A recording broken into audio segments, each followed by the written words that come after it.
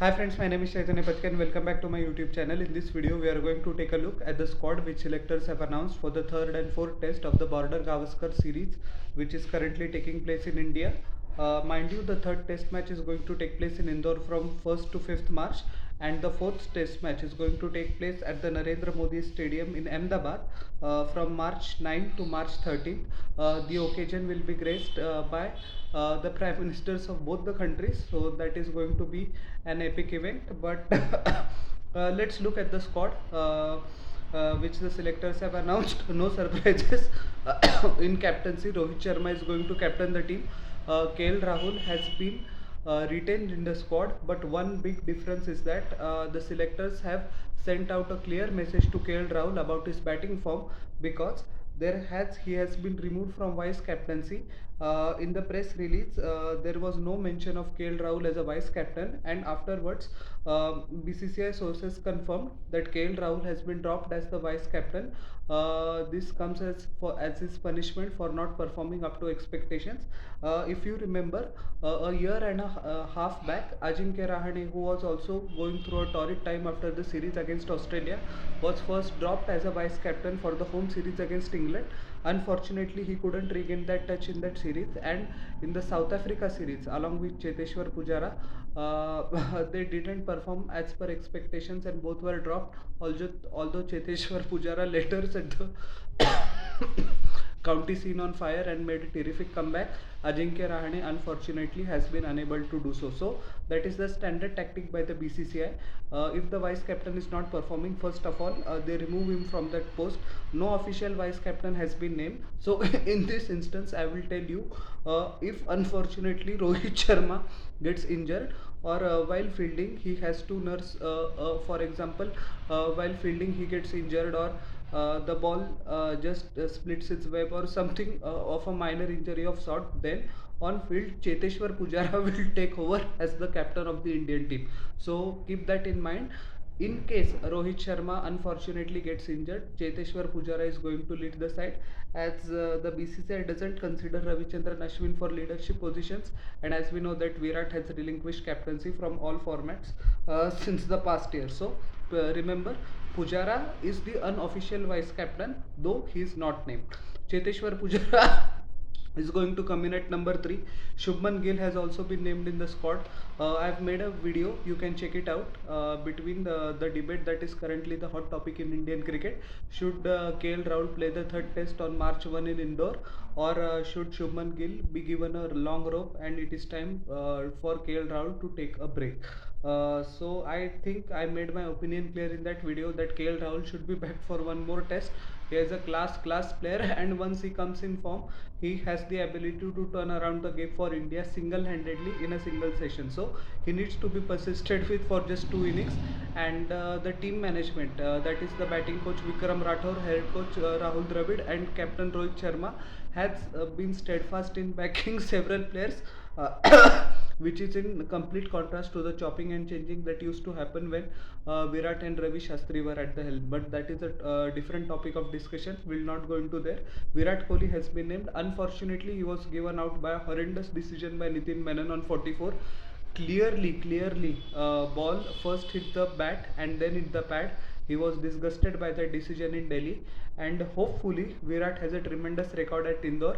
If the Indian cricket fans remember, in 2016, in the third test against New Zealand, both Ajinkya Rahane and Virat Kohli set the stage on fire to uh, sail India for a convincing victory.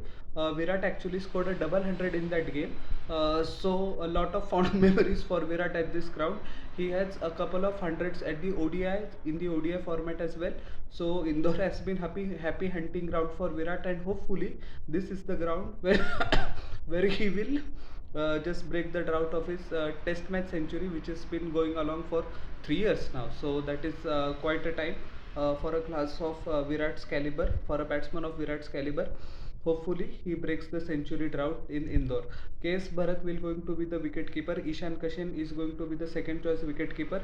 No changes in that from the first two tests. Ravichandran Ashwin along with Akshar Patel and Ravindra Jadeja have expectedly been named in the squad. Jadeja absolutely tore the Aussies apart at Delhi, and similar sort of performance is expected from him.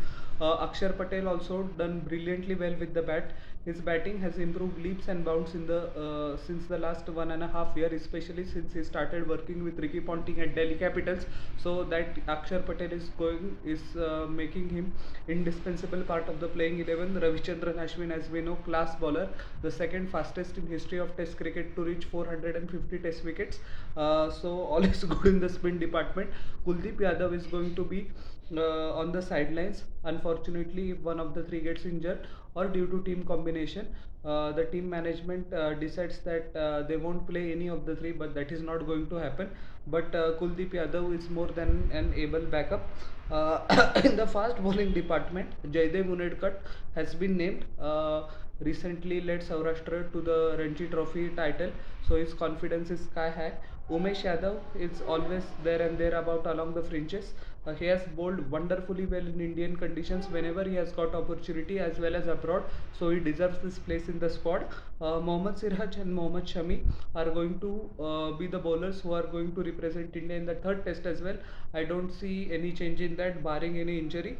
Shreyas Iyer and Surya Kumar Yadav have been named as well.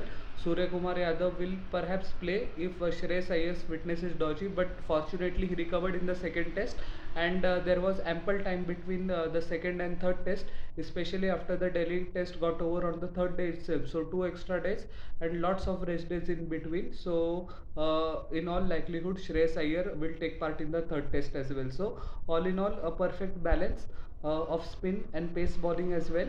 And many people forget that while playing in India, the morning spell by fast bowlers is very crucial.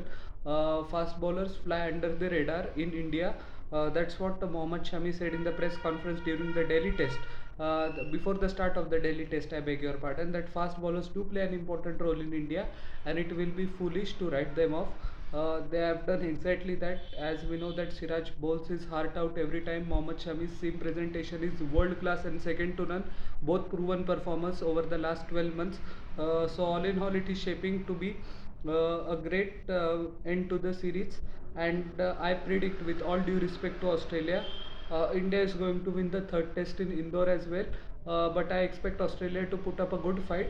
But unfortunately for them, the result is not going to change, because the quality of spin that we have and the quality of batsmanship is far superior as compared to Australia, despite the fact that Australia having Steve Smith and Marnus Labuschagne. So selectors have named an excellent squad, full marks to them, and hopefully we'll win the third test as well as the fourth and wrap up our places in the WTC final. So how did you like my analysis of this squad? Please tell in the comment section below, and don't forget to like, share and subscribe to my YouTube channel and press the bell icon for further notifications. We'll meet in the next video. Till then, everyone, bye, and humbly requesting to you all once again, please subscribe. It means a lot.